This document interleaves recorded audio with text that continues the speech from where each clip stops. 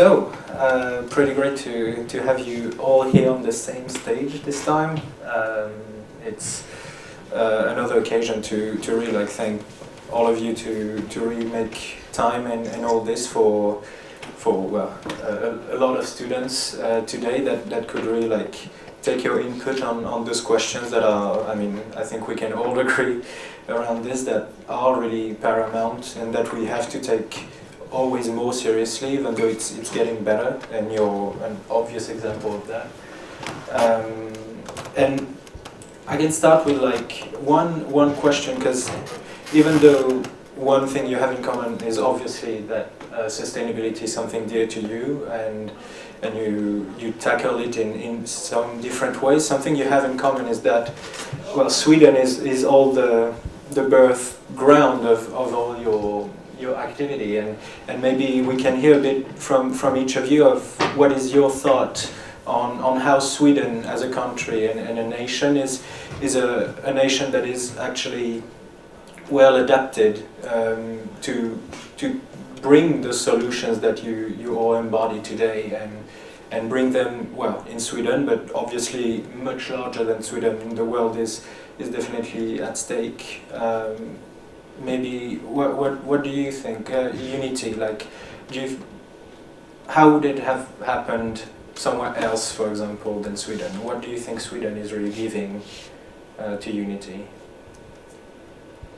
Hello, everyone. Do we need this one actually? The sound guy will tell. I think it would be. I think it's for the streaming thing. Okay. Yeah. So I think it would be possible to start Unity anywhere. And it's a bit more what we're trying to share to the world, that it's possible to do change. Basically, from anywhere you come, you get the right people with the right intentions and the purpose, and you go from there. Then, of course, Sweden has advantages like free education and good trust between people. Institutions, so things are working pretty well here, but for sure, electric cars, for example, can be created anywhere. Yeah, I agree. I think because for me it was so tangible. I was living somewhere else. I moved back to Sweden and I wanted to start this here. And at the time, at least, a lot of the jargon and a lot of the conversation is on, oh, it's an entrepreneurial hard. It's difficult in Sweden. I think it's bloody equally difficult anywhere in that sense. I think from a very, very kind of Seneca point of view, it's if you don't need all of the unnecessary security blankets, if you can unleash yourself from a high-paying job and one or two cars and a big-ass, mortgage on your... If you can just unleash yourself a little bit and be fine with a more Swedish and prestigelös, as we say, a humble approach, then Sweden is awesome, right? Because ultimately, I have a 6-year-old son, right? And I know healthcare is going to work, school's going to work. Me and my wife and my child, we live in a relatively small apartment, but it works. It's smaller than the house we had in the US, but it in fact does work, right? So I think from the real important things in life, family and health, Sweden is excellent to start a business and really take risk, because what's the worst thing that really could happen, right? You just lose money, basically, and time. My 2 cents. I just got back from Australia a couple of days ago. A bit jet lagged, but I was back there for 6 weeks, and we've got 2 small kids. I was back there. What I love to do in Australia is post about how you get 18 months parental leave and free healthcare and free education, and doggies cost $150 dollars a month instead of $150 a day. And the question I get is how can Sweden afford that? And of course, yes, there are high taxes here, but Sweden also invests in innovation and invests in business. It actually supports new businesses, small businesses, to be successful, to be able to scale, and large businesses to be innovative. And I think that really works. So I definitely share your views around, everything else is comfortable, so you have that space to do more and achieve more. But I also think the system actually works very well here, because in addition to just taking care of the social welfare of the people, there is a lot of investment in innovation in business, and and also in getting people back into work. People who've parents who've been off on parental leave can get back into work easier. Immigrants can get support to get into the workplace, and that supports a lot of innovation and supports a lot of growth. And I think that system really works here. Yeah, I've seen that we have a culture within corporations here that's very nice. We've had visitors from Volvo, for example, and they are as open as they possibly can be with still being employees of Volvo. But I get the feeling that even companies within the same sector, they want to help and they want to contribute. And that's a bit on the lines of open innovation that I spoke about before. And we've also had close discussion with Nevs, that's the old Saab factory in Trollhättan. They visited us and we've been invited to them, and even though we could be seen as concurrents, we're actually doing the same thing, and I feel that it's a nice climate where companies want to help other companies, especially when you do something that's good. So that's something I see.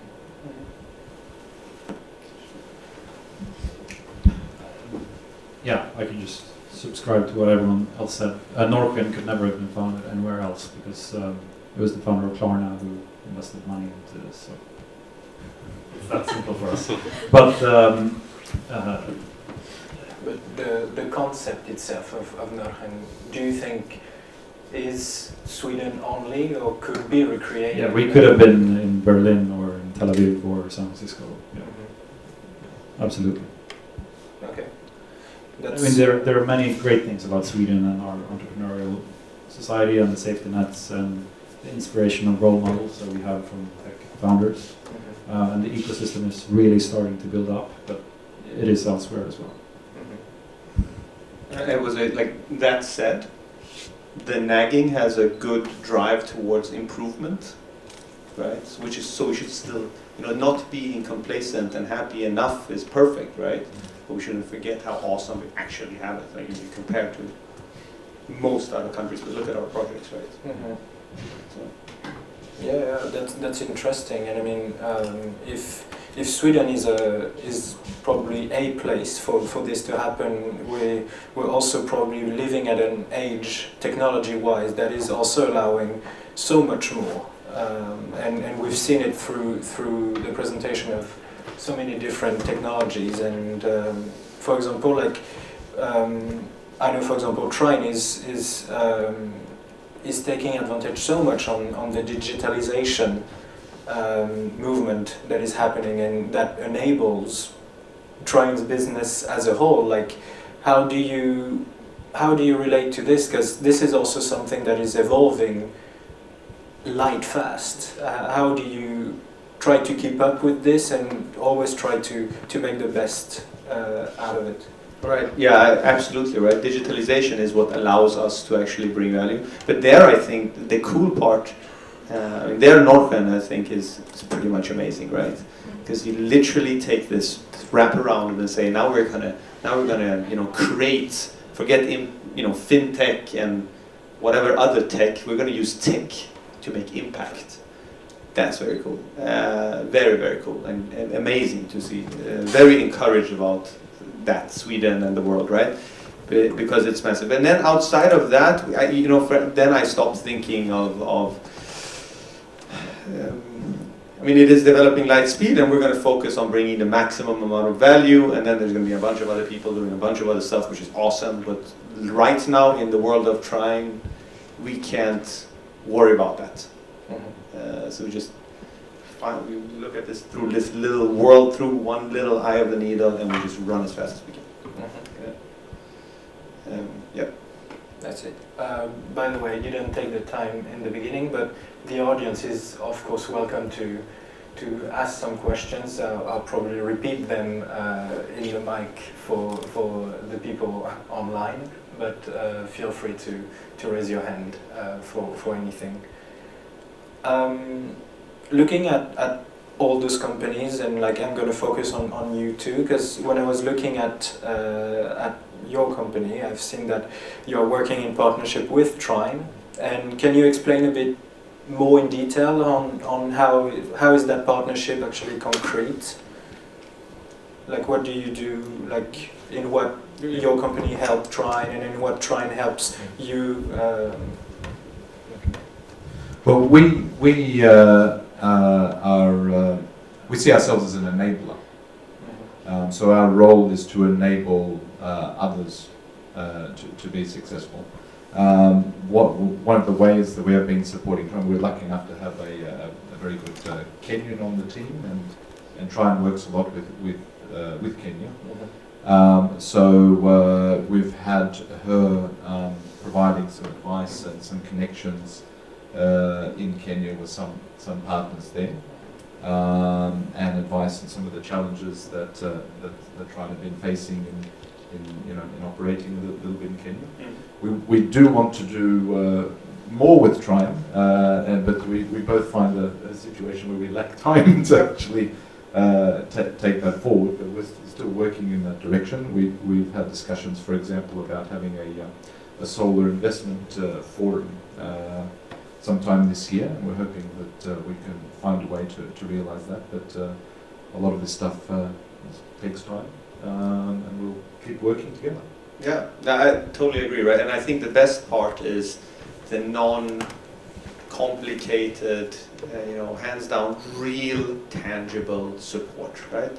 So, your teammate, one of the key staff, just had competence, added value to us in an uncomplicated manner, and it really works. Versus the 5-year strategic plan of whatnot that none of us have time with. So that's a lot of the great value I see with just having, it's not that complicated really, having local friends, right? Yeah. Mm-hmm. That just help each other. Yeah, I see. And one thing I was also very interested, because, well, as you know, I'm a student as well, and I've been dealing with sustainability quite recently, and I start getting more and more involved in this as well. Like I have this kind of awakening, and I was wondering, so for you guys, the student times are not that long ago, but I'm also interested in how in your life, younger, you came to actually have that drive. I mean, I know, for example, that you created, what's it called, Lusik in Lund, that was already dealing with some social entrepreneurship issues and intakes. And can you explain a bit more on actually how do you feel about sustainability, and when in your life does it take you back, kind of? Good question.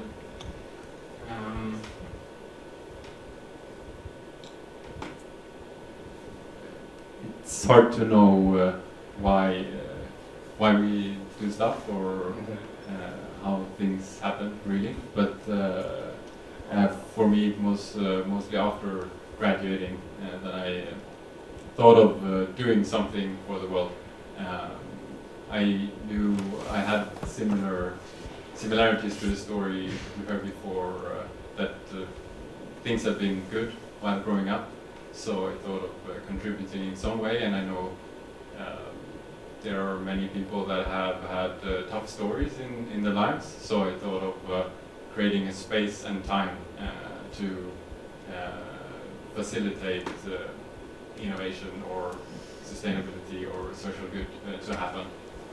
So that's when I met Louis, the founder of Uniti, and we founded this Lusik, Lund University Social Innovation Center. And that was a couple years ago. And for you, Sam, like I was astonished by this love that you have for the sun, it seems. Solar energy is really something that seems dear to you. Like, can you explain a bit more about that's this? awesome. It's right there. It's like all the time. Every day. Yeah. Now, so I think if you zoom out a little bit, it's important not to confuse ignorance with evil. So somewhere, way back when Henry Ford was sitting there, he had a pretty awesome idea for freedom of mobility. Suddenly you can visit your family over the day without it being a hike. Right? It's amazing. Okay, then it turned out that the transport industry is an evil polluter. Wasn't that clear then, right?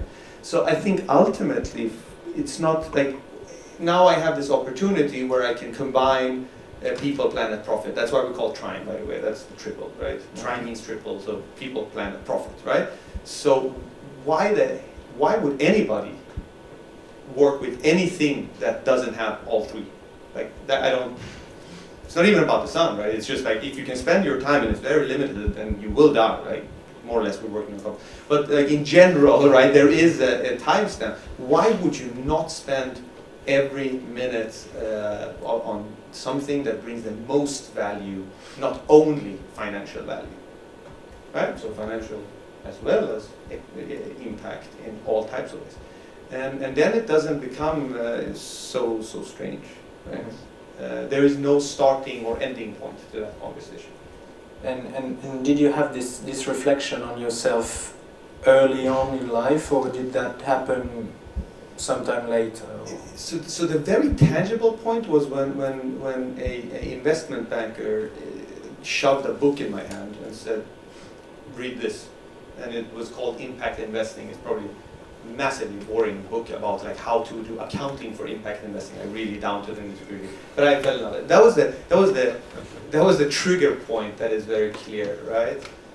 But outside of that, in general, when you look back, I've always wanted to do entrepreneurial projects. I have not once engaged any thought on something that would be considered evil. Right, why would you? Okay, and then I was looking at you, Mike, and that's interesting. So, like you said, you come from down under, and you arrived in Sweden in 2008, Yes. if I'm correct. And I mean, you probably did some things related to this before, but from 2008, at least your career lets to see that you actually starting to really do a lot around sustainability. And I was wondering, did something happen at that moment in your life that really triggered you into enabling yourself on sustainability, or? Well, I mean, I come also from a very corporate background. In Australia, I was working with Accenture, then with a big bank, Westpac in Australia, and when I moved to Sweden with my wife, who's now my wife, we decided to, it's kind of on the way to go to Africa, rather than flying direct. So we spent 9 months traveling through Africa. Had a fantastic trip. And then in moving to Sweden, there was really two things that affected me. One was that I wanted to do something that, after having this corporate life, I wanted to do something that I thought was worthwhile, that was important to me. And then the other thing was the global financial crisis, which means I couldn't find a job not speaking any Swedish in Gothenburg. So I actually did Masters of International Business and Trade at Handels. And it was through that I heard about this concept, base of the pyramid, and that between me wanting to do something which I saw as worthwhile, combined with the experience in Africa, combined with starting a new leaf and starting a new life in Sweden, is when I took this direction. And we're actually part of a network of base of the pyramid learning labs that exist in 30-something countries around the world, and I came into contact with them and saw what they were doing, and I thought that is awesome. So I kind of took a little bit of their model, but a bit personalized as well, and went with it from here. So it was a combination of factors that combined at the right time. Interesting. And so what about you then? We're back on Uniti then, but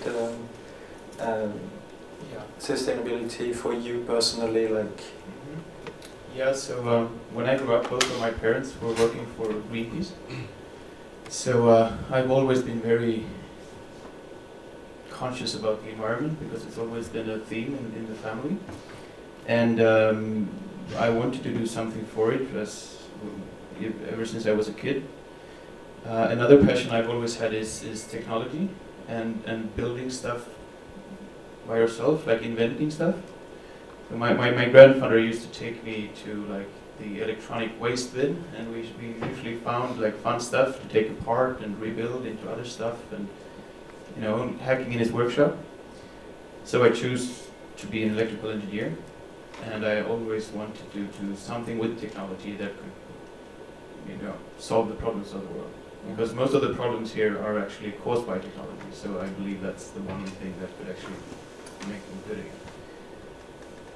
And then Uniti came along by chance, and I started working there, and I'm actually not finished studying yet, so we'll see if I get to that. But at the moment I'm very happy with Uniti, and I will continue doing that. It just fits the environmental side and my passion for technology. So that's it. And then like I'm eager to hear your opinions on, because today you've been speaking to a lot of students, and probably part of those students are very interested in sustainability already, but there are a lot of students out there that don't really know exactly what working in sustainability means, or like what do you think is important coming from the university side to really like, I think the shift is already happening, but really starting to have this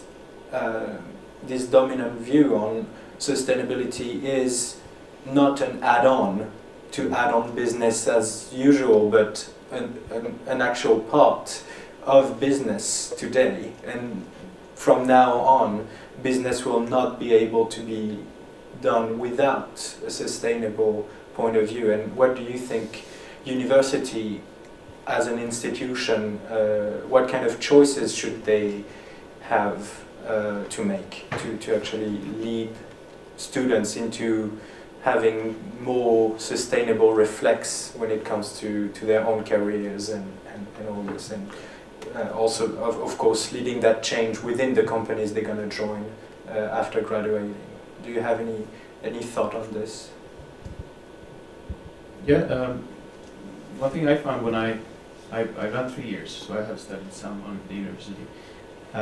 So we had a sustainability course, and it was a separate course. And many people didn't take it as serious because, it's just a sustainability course. And I think there's a dangerous choice to separate it into a specific subject. I think the universities needs to take everything into consideration. Like whatever you do, it should be obvious that you're also talking about sustainability, and not see it as a separate subject, but integrate it into everything you do. I think that's important, because otherwise you'll see. No, I don't like that course. Sustainability is not for me, or Then of course you should still have like separate programs if you want to focus extra much on sustainability, for example. But I think to integrate it into everything is very important. Yeah, I can take a whack on that one as well. It's fun, right? Because again, I never channeled myself. I didn't have these awesome background things, right? I studied, engineering, and then I went into the corporate thing, some business, and in a big automotive thing. That was all about making it more clean, right? But it never struck me as a thing. And I actually remember when I got that book and I read it, I was reflecting on how weird that there even is a phrase called impact investing.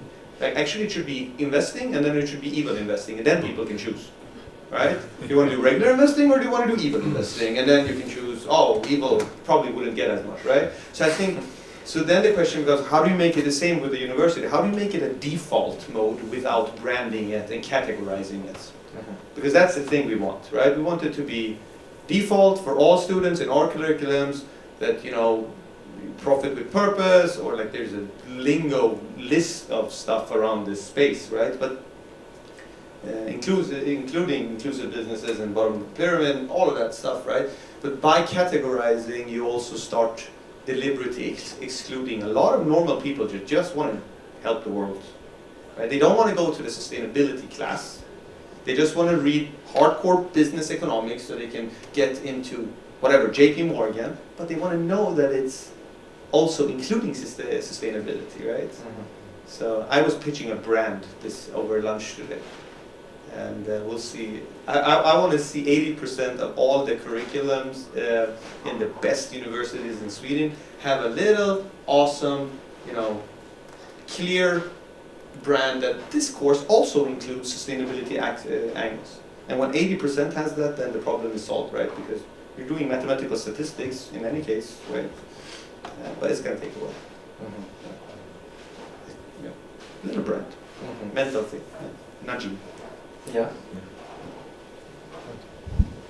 Yeah, I definitely agree. I was just going to say what he said, but something I'd like to add is that, to me, we have this, you know, the Sustainable Development Goals, which you've heard about earlier.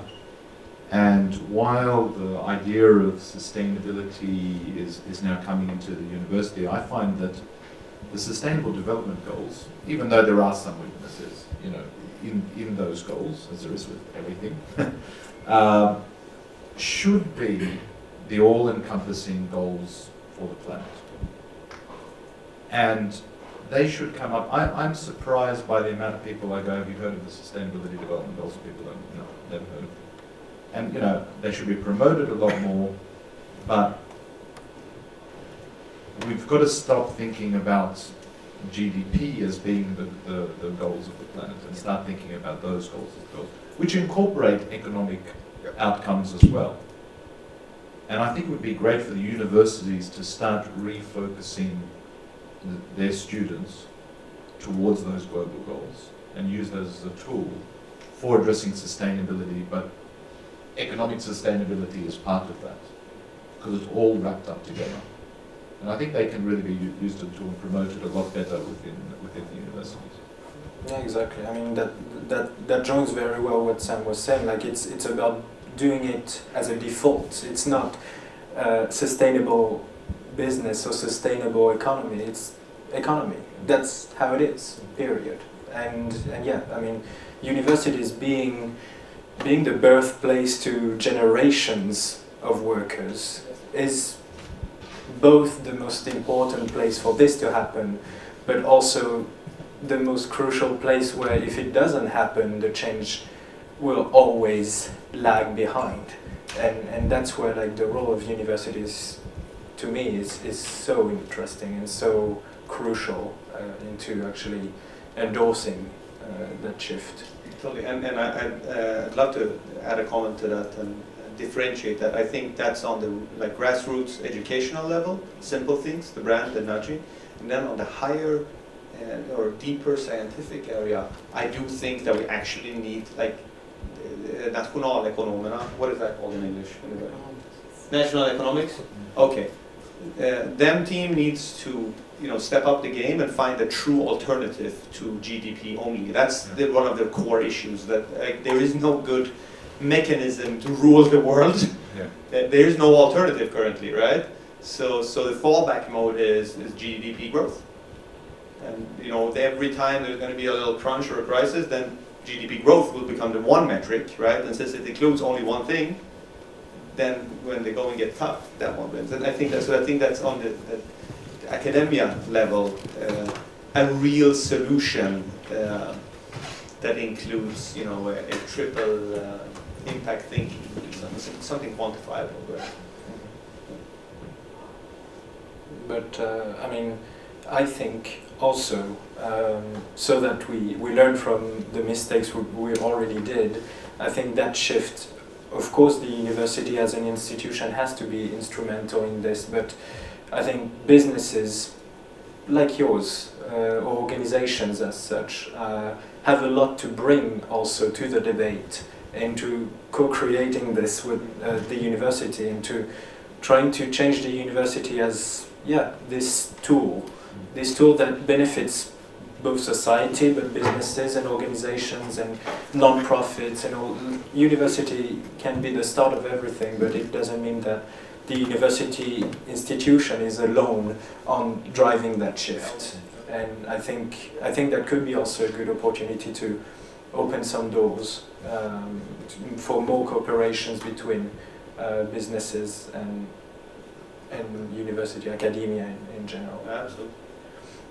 Yeah, that's very interesting topics we're talking about here. Like,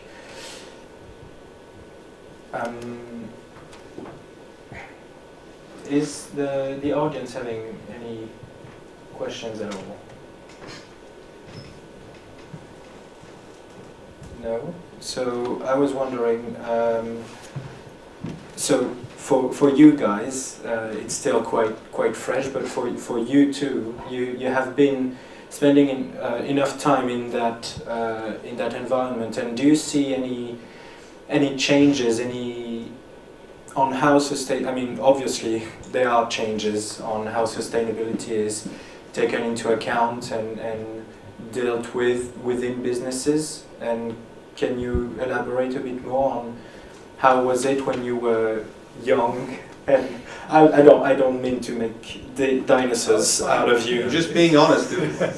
I'm just being honest. That's fine. wondering how it was back then, being a student and having those sustainable thoughts of that was maybe not even a thing at the time. Like businesses were looking at other things. I think it's so clear for me. The slide with the monkey man and the superhuman. I mean, seriously, I think it's because it is much more mainstream today, which is awesome, right? Than just 10 years ago even. Yeah. And a lot of things have changed in 10 years though, right? I mean, even I remember when I was just newly graduated about 10 years ago, having a guy taking paternity leave in Sweden was happening, but not to the same level that all of me and my friends are having. Totally 50-50, right? So society is changing really, really rapidly in the right direction, and it's very, very encouraging, and including sustainability, because hopefully we can actually prove the previous statement wrong and say, look, actually GDP is great, because the sustainable companies like Uniti are going to attract the best talent, the smartest capital, to lowest interest rates, most premium price customers, and they're going to win, right? In 10 years, right? It's going to be evident, or 5 or 2 after you hit production, and But the jury is still out on that one. I think that's the problem, right? We're all somehow worried that the world hasn't caught up yet. Mm-hmm. But I see it like I hear this, just the fact that we're doing this, and everybody was here and everybody's here. It shows that people actually care. Mm-hmm. Yeah. And when you say this, it made me think that applies to a lot of businesses, but since we have car manufacturers here as well, we can take it there. Do you think current car manufacturers, let's say Ford or Toyota, can actually change and make sustainability as much of a focus as you do? Or because, for example, I was watching one of your videos on Uniti, and one sentence was very true, as like, for you, like sustainability like is you, and it's not a feature that you use to sell cars, which is the case for most car manufacturers if we open our eyes to actually see how sustainability is used by some.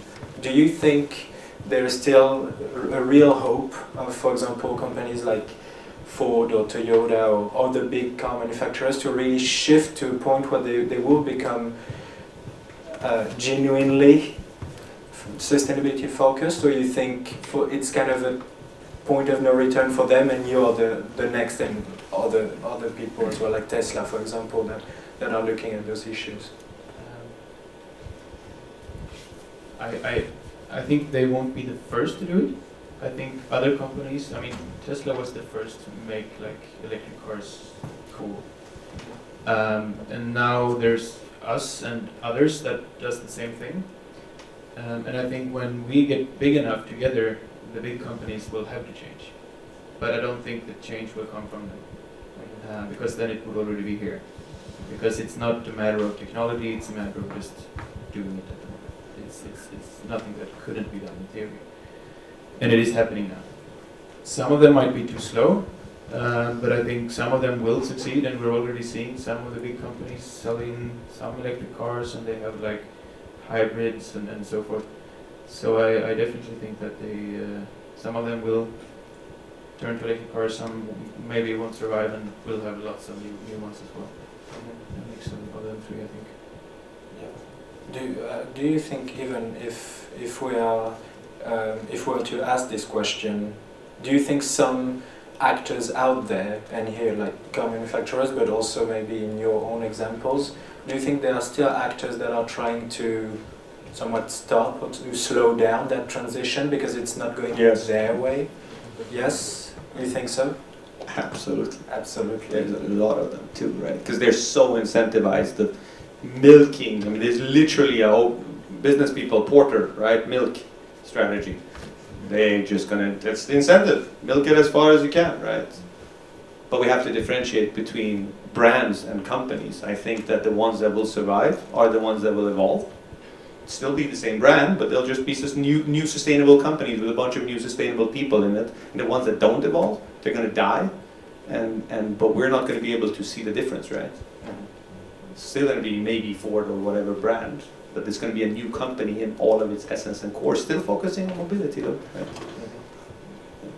Okay, well, I think we're going to wrap up. Thank you very much, guys, for a bit more of your time and really sharing a bit some of your personal aspects on sustainability. Like that, I mean, that afternoon was really great. I speak for myself, but I think I speak also for the crowd and the audience, and that was truly interesting to listen to you. Thank you very much. Thank you.